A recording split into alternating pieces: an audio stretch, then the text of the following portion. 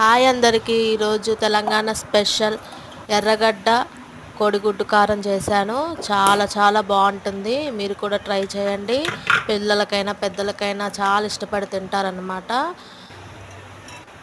ఈ రెసిపీని చేసుకోవడానికి ముందుగా మనం మిక్సీ జార్ తీసుకొని 4-5 ఉల్లిగడ్డలు, కొద్దిగా అల్లం గడ్డ, వెల్లుల్లిపాయలు ఒక 4 రెమ్మలు వేసుకోవాలి.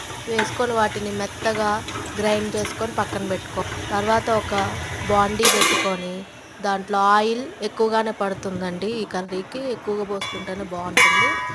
ఎక్కువగా మనం గ్రైండ్ చేసి పెట్టుకున్న పేస్ట్ని ఆయిల్లో వేసి బాగా కలపాలండి. కలిపిన తర్వాత చిన్న మంట మీద వదిలేయాలి.